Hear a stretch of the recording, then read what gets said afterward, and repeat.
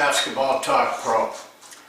I just want to remind you of the little booklet we have that we're giving away free, 8-page booklet that describes some of the area of statistics and analytics. Analytics, I mean what you do with statistics, how you make decisions from them. Now this is just an introductory book, but we've had a lot of requests for it and a lot of good comments from pretty experienced coaches who just feel that it simply shows what you can do and it's practical. These are things I used all the time, and so they're not things out of a classroom or a statistical course or anything like that. These were coaches. We were coaches trying to figure out ways to win, and these were the things that we found were most effective for us. There's 8 of them. But the little booklet explains it all to you. So I urge you to, to go to the website.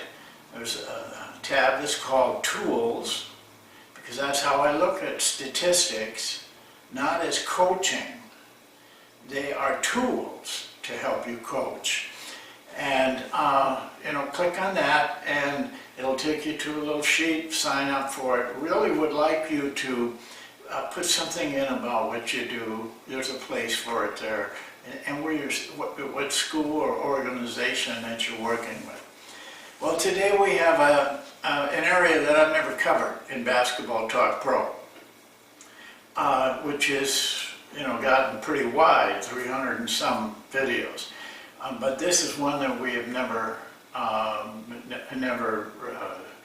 went to before. But and I guess it was just kind of by neglect. I didn't really think of it.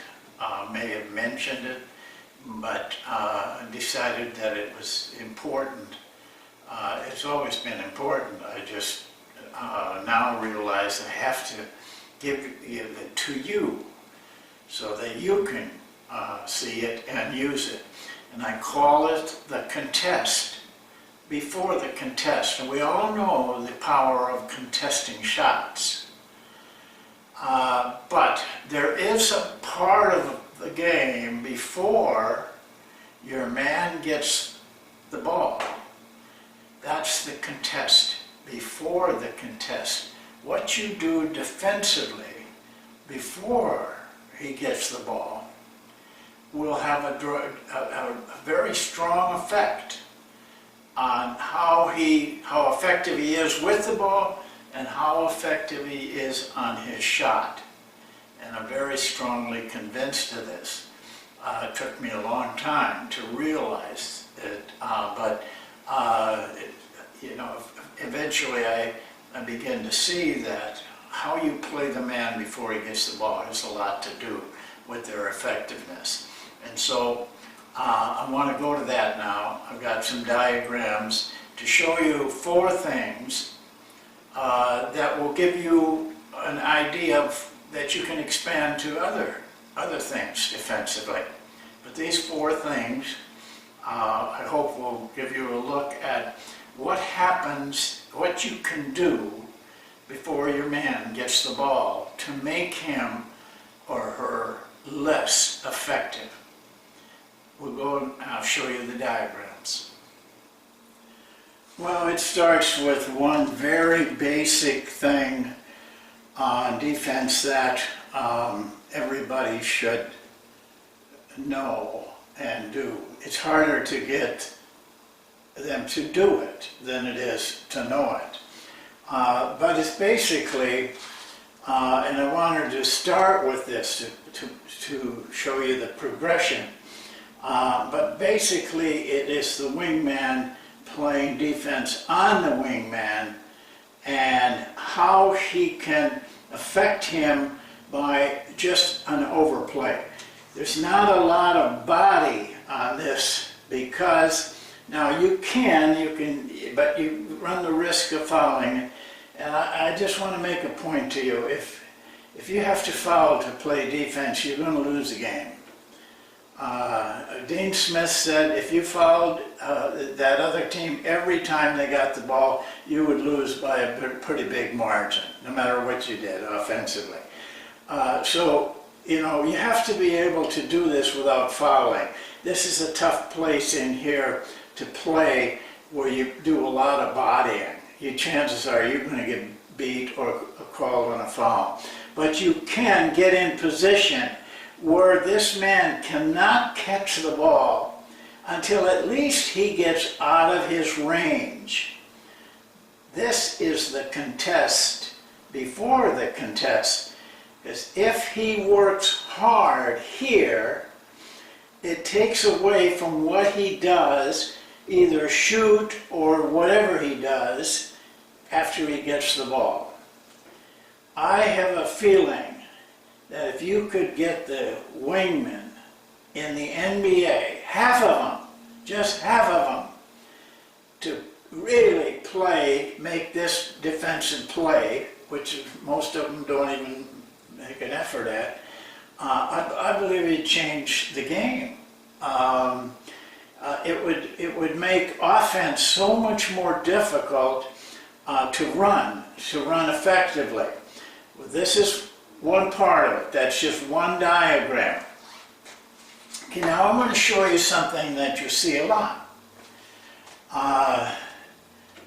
This is a pass to this guy with a screen coming, which is a lot of teams do this in different ways. They may cut a guy through, whatever. It doesn't make any difference.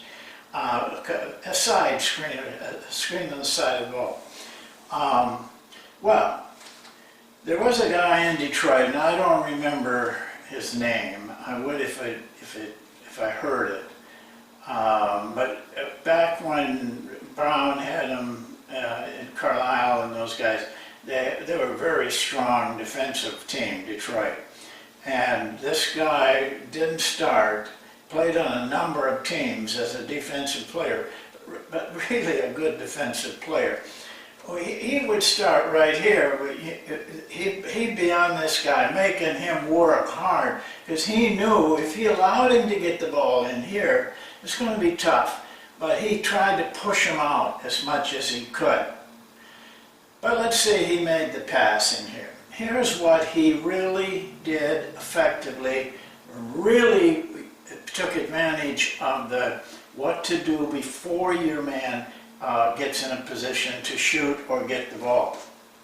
What he would do is when this guy got the ball and he would see the screen coming, I don't think he needed to be told. He just had vision. I mean, he didn't need any communication. He would immediately, as the screen came, would get really uptight on this guy, and almost chest to chest. So now when the screen came, he would, a lot of times, get this guy on the dribble off it just to bend a little bit, and he could get right through because he was so tight on the guy. Now, if he, this has really showed me something, if he couldn't get the guy to bend, and the guy could run him into the screen, because he was so tight with his man, it was also easy for him to go underneath that screen, and he would. He would, depending on what this guy could do to him. But when he got on him like that, generally they would let him through there. Well, he had him beat. I mean, he had him under control. Now this is just a little thing. I don't think anybody noticed it. I just happened to be the assistant that had the scout at Detroit in those days. And I just kept watching him, and I marveled at how he did that. Force him out high, get real tight on the ball. I mean, really, he was just almost chest to chest. And never fouled him. A guy would dribble, he'd get through there because he was so tight, or he was very quick and go right under if that was what he had to do. But by being on his man so strong, he was able to do both very effectively. You know, he quietly would take a very good scorer and just very quietly, without anybody noticing it, not shut him down, but make him pretty much not a contributor anymore, a big contributor. It's something for you to remember right here. If you have trouble with the screen at the ball, you know, work on this as hard as you work on, you know, some scheme, some tremendous scheme that you develop. Most of them don't work, but this will work. And you find people don't even use the screen at the ball anymore against you. Now another situation is a screen down, and let's just assume that this guy had the ball and threw to him, and now he's going down. There's a man down here, this guy right here, and this guy's going to come down and screen him. First of all, it's hard to draw, but what we like to have happen here is this guy, without following him, just kind of leaning on him. Jerry Sloan had a great expression in practice when he talked to his players about things like this. He would say, you know, when he's coming down, just stroke him a little bit. That's what he called it. But, you know, you people that know Jerry Sloan, the length from his elbow to his wrist was so long, and that arm was so big and strong, and also kind of like a knife on his shin, on his bone right there. But that's what he called it, and I always thought that was a nice term. He didn't say push him, shove him, be tough. You know, it was not a manly thing. Just stroke him a little bit. And that's what we would like this guy to do, is slow this down, so the screen gets in here. Now here's the key. This man needs to play right up tight on that guy just like he did.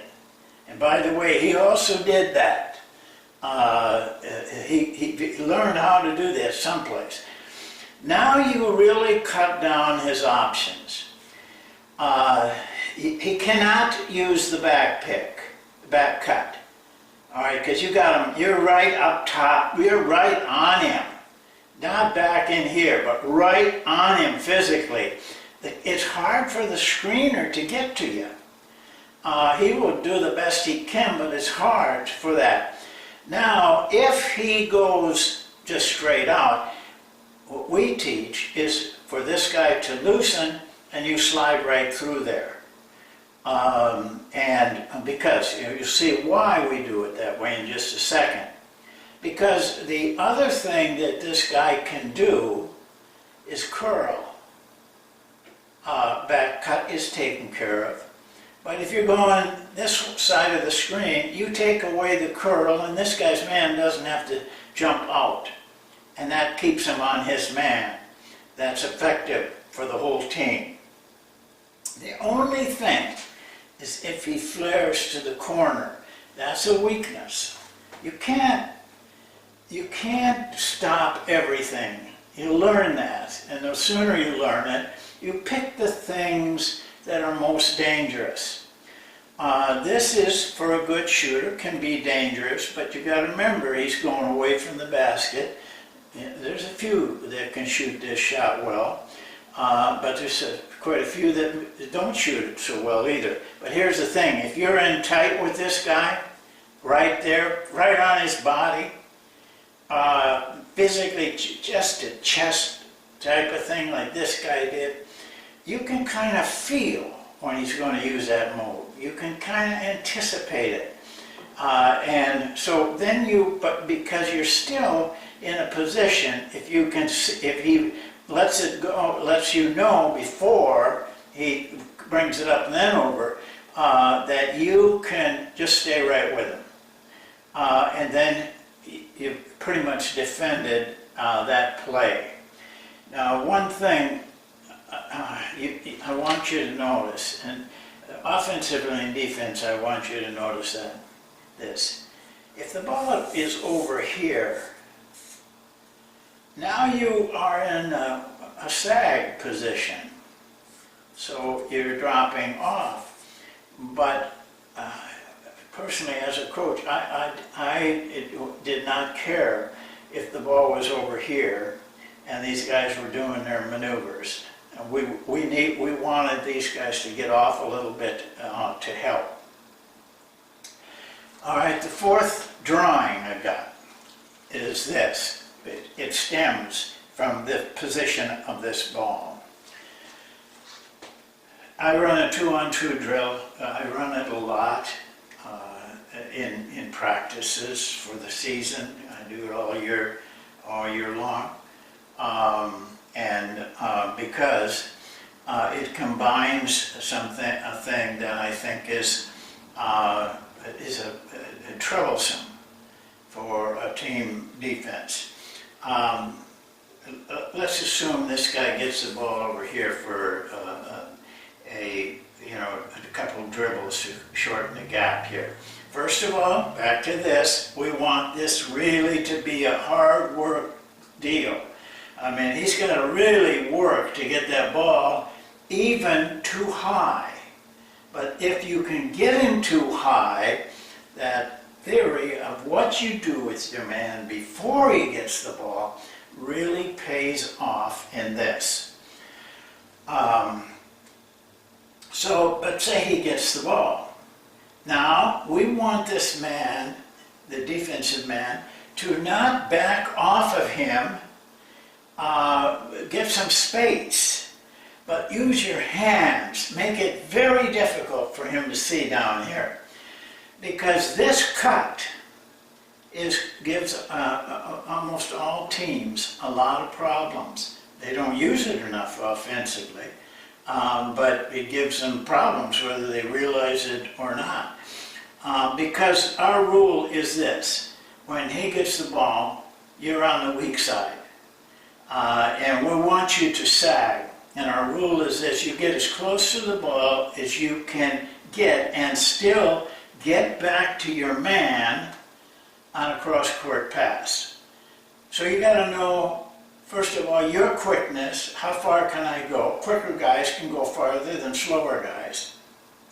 And they have to learn how to regulate that distance, because it isn't going to be played like this. It's got guys all over the place. But they can do that if you practice them at it. And you work with them and explain to them and just make them do some of these things. Don't let the players run you. You run them, or they'll run you out of the league. So now you're getting back down in here, and I know I've got this kind of jammed up, but I couldn't figure out a good way to draw it, to tell you the truth. He is putting pressure on the man, so the pass is difficult. Here's the trick. You're sagging. He's coming. As long as he's away, you have to shorten that gap. You're seeing both, of course. You shorten that gap as the closer he gets to the ball side. Now, as he gets in here and starts to move into that ball side, you've got to play him before he gets there, not after he gets there. Now you get in a position where, going back to Jerry's comment, you stroke him. Now you got to get by him, but you don't need to follow him. You can be a man without following him. So you kind of stroke him down here, or you stroke him up here. But you don't let him catch the ball that easily right in here. Now you're moving him, and they'll let you, providing you're not grabbing or doing something else. The officials will let you. I say it this way: if you're kind of gentlemanly about it, not grab them and stuff, And generally what you do is get them a little bit farther out and a little bit too high, a little bit too low. Now, this guy has done his job of forcing him out. He's putting pressure on the ball. This is a tough pass. And you know what? You go through this, and who knows? Who cares? So what? But they didn't get the ball. They didn't get the ball where they wanted the ball. And chances are they're going to miss the shot because we're right there contesting them.